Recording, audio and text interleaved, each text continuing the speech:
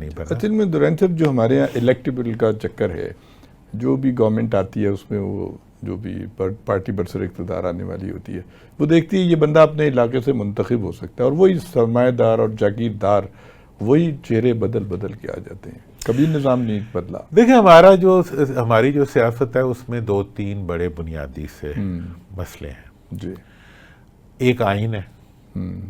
پاکستان کا آئینی سفر بڑا دلچسپ ہے. میں چاہتا ہوں کہ آپ نوجوانوں سے ڈیل کرتے ہیں تو میں اپنا جو بھی اس کے متعلق میری ریسرچ ہے بتا رہا کہ 1947 سے لے کے 1973 تک یا 72 یا 71 تک، جب تک مشرقی پاکستان ہمارے ساتھ تھا، ہم نے آئین کا انکار کیا، چونکہ ہم کوئی ایسا آئین نہیں بنانا چاہتے تھے جس میں مشرقی پاکستان کے عوام کی رائے غالب ہو.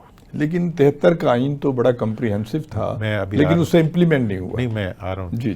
73 تک ہم نے آئین نہیں بننے دیا، کیونکہ اگر وہ آئین بنتا، 73 کے آئین سے زیادہ کمپریہنسو جو ہے وہ 54 کا آئین تھا جو سیاستدانوں نے بنایا تھا، جس کو کہ مولوی تمیز الدین کی اسمبلی نے پاس کرنا تھا. غلام محمد نے سول مارشل لگا کے، اس کی ڈاکیومنٹ بھی میرے پاس موجود ہے. وہ 73 کے آئین سے بھی زیادہ سپیریئر آئین تھا، اور اس میں پنجاب میں پاکستان، مغربی پاکستان میں صوبے تھے، وہاں یونیٹری سسٹم تھا. وہ ایک بہت الگ کہانی ہے. لیکن وڈیروں نے اس کو نہیں بننے دیا. ٹھیک ہے جی. پھر 56 کا آئین بنایا جو کہ جسے میں کہتا ہوں مساق تقسیم پاکستان تھا. وہ تقسیم پاکستان، اس میں مطلب ایکویلٹی کا سسٹم انہوں نے نافذ کیا. لیکن 71 میں انہوں نے اس پاکستان کو اپنے سے کاٹ دیا زور سے، انہی وڈیروں نے. بڑا المیہ، بہت بڑا المیہ ہے. توڑنے کے بعد، کاٹنے کے بعد انہوں نے فٹافٹ آئین بنا لیا 73 کا. جی بالکل. اور 73 کے آئین کے ساتھ کیا سلوک کیا؟ جس دن بنا اسی دن ایمرجنسی لگا دی. جی ہاں، اس میں تو امینڈمنٹ. میں یہ کہتا ہوں کہ پاکستان کی جو تاریخ ہے سیاسی، وہ انکار آئین سے توہین آئین کی تاریخ. بڑی بات کی آپ نے.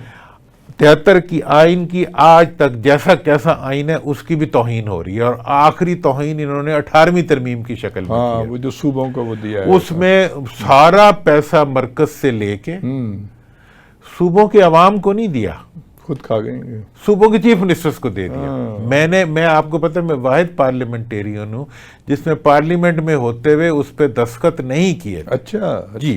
اور میرا اعتراض یہ تھا کہ بھئی آپ اگر صوبوں کو یہ وسائل دے رہے ہیں تو اس وسائل کی تقسیم صوبوں میں اضلاع تک یقینی بنائیں. انہوں نے کہا نہیں جی، یہ تو صوبائی خود مختاری کا مسئلہ ہے. تو یہ پاکستان میں انہوں نے آئین کو مذاق.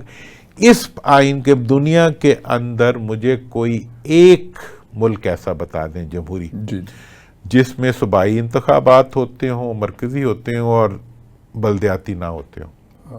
جبکہ وہ بنیاد ہے، جمہوریت کی بنیاد ہی بلدیاتی. اسے کہتے ہیں دس از ماکری آف ڈیموکریسی. بالکل. انہوں نے مذاق بنا دیا جمہوریت کا اور آئین کا. بالکل صحیح. تو لہٰذا مطلب میرا تو ہمیشہ سے اب یہ بالکل کانسٹنٹ مطالبہ ہے کہ اس وقت پاکستان میں جمہوریت آئے گی جب قومی، صوبائی اور بلدیاتی انتخابات بیک وقت اور ایک ہی مدت کے لیے ہوں گے.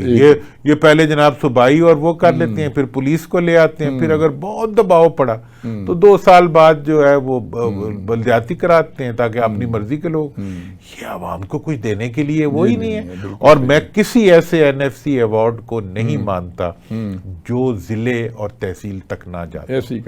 یہ تو سارے کا سارا مطلب ایک لوٹ مار کا نظام ہے. پچھلے 20 سال سے جو ہے پنجاب کا 70% بجٹ ایک شہر میں لگتا ہے، لاہور میں لگتا ہے. مطلب یہ جو حکمران ہیں صوبائی حکمرانوں کی ایک وہ ہیں جاگیریں ہیں صوبے. بالکل. اور یہ آپس میں بندر بانٹ کرتے ہیں، اور یہ وسائل اور اختیارات کا بہت ناجائز استعمال ہے.